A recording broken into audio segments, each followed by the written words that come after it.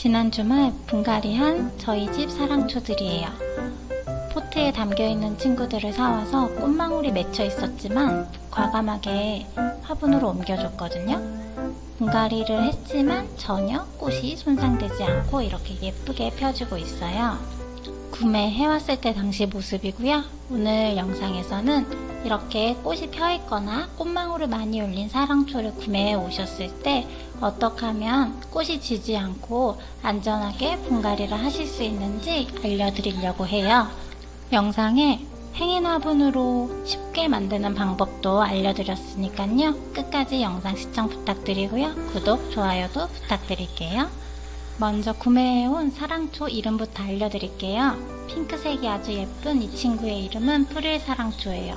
이렇게 꽃이 많이 피어있지만 제가 알려드리는 방법으로 분갈이를 하면 이 이쁜 모습을 그대로 유지하실 수 있어요.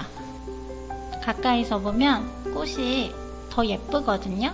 이름처럼 프릴이 맺혀있는 잎이라서 아주 여리여리하고 색상도 핑크색이 진한 붉은색이 아니라서 오히려 더 고급스러운 색감이에요. 옆에 있는 노란색의 사랑초의 이름은 스텔라타 사랑초예요. 꽃이 아직 많지는 않지만 그래도 이 노란색 색감이 너무 선명하고 예뻐서 구매해왔어요. 벌써 이렇게 늘어지는 줄기가 있어서 너무 예쁠 거라는 상상을 하고 있어요. 그리고 바로 옆에 있는 이 사랑초의 이름은요, 미누에타 사랑초예요. 너무 아쉬운 게 제 카메라에 이 예쁜 보라색의 꽃이 잘 안 잡히는 거예요. 실물은 너무너무 예쁘거든요. 혹시 화원에서 미누에타 사랑초 보시면 절대 그냥 지나치지 마시고 꼭 구매해 오세요. 꽃인심이 정말 후하고요. 색상도 너무 예뻐요. 저는 일부러 색을 좀 다양하게 키우고 싶어서 이렇게 핑크색, 노란색, 보라색으로 3종으로 사랑초를 데리고 왔어요. 먼저 제일 작은 스텔라 사랑초부터 분갈이를 해볼게요. 오늘 사랑초를 심을 화분은 아주 오래된 제가 가지고 있던 토분인데요. 위에 보시면 이렇게 구멍이 있어서 끈을 걸어서 사용하면 행인 화분으로 사용하기 딱 좋은 디자인이라서 오늘은 제가 사랑초를 베란다에 걸어서 키울 거라서 화분을 저렇게 선택을 했고요. 포트에서 뺄 때는 살살살 조물조물하면 이렇게 금방 쑥 떨어져요. 이게 작년에 나왔던 뿌리인가 봐요. 그래서 그냥 꺼내자마자 톡 하고 분리가 되더라고요. 흙 상태는 나쁘지 않았고요. 이렇게 작은 사랑초의 경우 씨앗이 정말 작아요.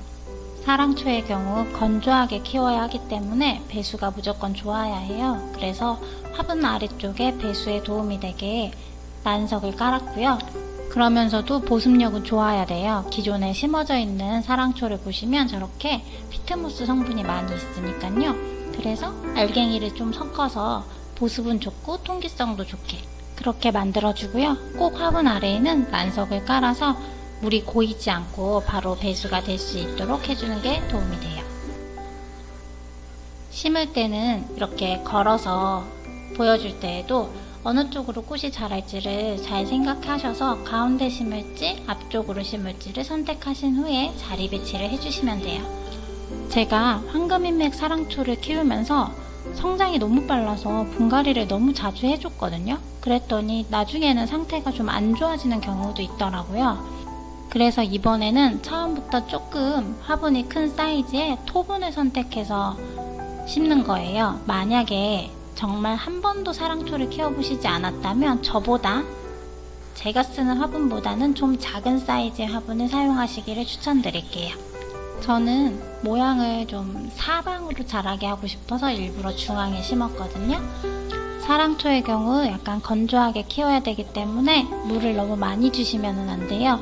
꽃이 정말 많이 폈을 때는 물을 많이 먹지만 지금처럼 아직은 적응기가 필요한 시기라면 겉흙이 어느 정도 마르고 손가락으로 찔러서 한두 마디 정도는 최소한 말랐을 때 물을 주셔야지만 과습이 오지 않으니까요. 물주기 연습한다 생각하시고 천천히 물을 주세요. 사랑초의 경우 뿌리가 실처럼 얇기 때문에 위에서 흙을 꽉꽉 누르면 뿌리가 손상될 수 있어요. 지금 저처럼 그냥 화분을 톡톡톡 치면서 흙을 다져주는 정도만 해도 괜찮아요. 나중에 물을 주면 자연스럽게 틀이 잡힐 거니까요. 굳이 꾹꾹 누르지 마시고 이렇게 톡톡톡톡 쳐서 흙을 가라앉히시면 돼요. 보이실까요? 어때요? 너무 예쁘죠? 이제 조만간 여기 꽃이 활짝 피면 제가 상상했던 사랑초 모습이 보이지 않을까 벌써 설레이고 있어요. 여러분들도 올해는 저랑 같이 사랑초 꼭 키워보시기로 해요. 분갈이 직후에는 빛보다는 바람이 중요하고요. 물을 너무 많이 주지 않도록 하셔야 해요. 미누에타 사랑초를 분갈이 해볼게요. 이 친구의 경우 다른 사랑초보다 우선 꽃 망울이 많이 올라와 있는 상태고요. 화분 크기도 10cm 포트로 좀 더 큰 사이즈예요. 이렇게 보시면 잎이 되게 무성하잖아요. 그런데 제가 하나 여쭤보고 왔거든요. 야생화 사장님한테. 이렇게 잎이 많으면 꽃이 많이 필까요? 라고 여쭤봤는데 전혀 상관이 없다고 해요. 하원에서 사랑초 구매하실 때 잎이 많은 것보다는 꽃밥이 많은 거로 꼭 챙겨서 가지고 오세요. 이번 화분은 조금 사이즈가 커서 난석을 2번 정도 깔아서 배수층을 좀 높게 만들어줬어요. 그래도 사랑초 3개 중에 미누에타가 제일 큰 사이즈 포트에 담겨져 있어서 지금 저 독일 토분에 넣어도 충분히 잘 자랄 수 있을 것 같더라고요. 상토랑 산야초랑 펄라이트를 섞은 흙을 안에다 넣어주고요. 미누에타를 포트에서 빼볼게요. 얼마나 잘 자랐을지. 뿌리가 어마무시해요. 아니 이렇게 뿌리가 많아서 잎도 많고 꽃밥도 많이 올려줬나봐요. 저희는 이 꽃을 하나도 잃고 싶지 않잖아요. 그러니까 귀찮더라도 뿌리를 살살살 털어서 최대한 이 뿌리를 그대로 화분에 넣어줘야 돼요.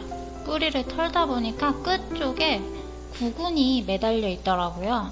정확하게 구근인지는 모르겠는데 꽤나 많이 하나 두 개씩 나오는 게 그대로 넣어서 심어줬어요. 그리고 하원에서 조금 오래 있던 사랑초라서 위쪽에 진짜 이끼가 맺혀 있어서 이끼도 털어줬고요. 이렇게 뿌리를 정리할 때마다 끝에 구근이 하나씩 매달려서 나왔거든요. 아까우니까 저희는 이 구근을 모두 화분에 넣어줍니다.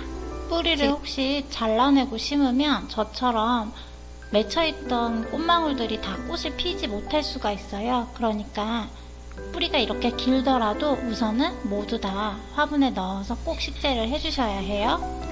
벌써 약간 앞쪽으로 늘어진 잎들이 있어서 살짝 뒤에다 심어줬어요. 그리고 이렇게 흙을 넣다 보니까 어쩔 수 없이 이파리가 흙에 닿는 잎들이 생기더라고요. 그런데 이렇게 된 경우 물에 닿으면 잎이 녹아내리거나 물르잖아요. 무른 잎이 흙 위에 오래 있으면 결국 곰팡이가 생기거나 흙 속에 벌레가 생기는데 영향을 줄 수 있으니까요. 이럴 때는 잎에 닿은 잎들은 모두 다 잘라내고 깨끗하게 만든 다음에 물을 주시는 게 좋아요.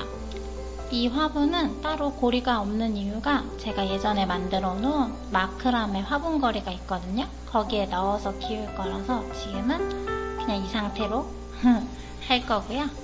분갈이의 마지막은 항상 이름표입니다. 식물이 많아지면 이름표가 없으면 안 돼요. 마지막 사랑초입니다. 핑크프리 사랑초고요.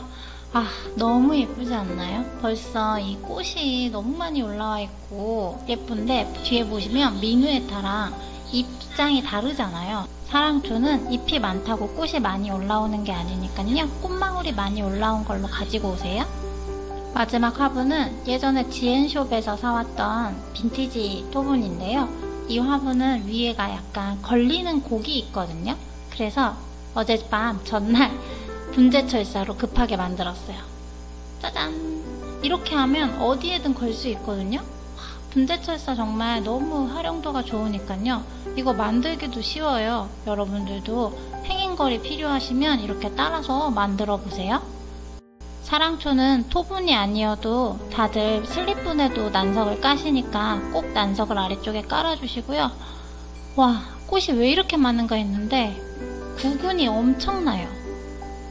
역시나 튼튼한 꽃들은 이렇게 아래쪽이 하부가 튼튼한가 봐요.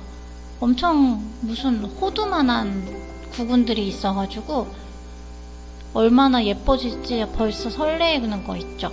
그런데 뿌리가 조금 부실해서 저는 일부러 난석을 중간에 흙에 더 추가를 했어요.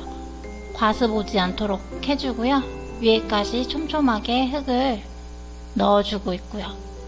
이 친구는 벌써 어느 정도 수영이 잡혀서 제가 별로 고민하지 않고 중앙 쪽에 배치해서 흙을 채워넣고 있어요.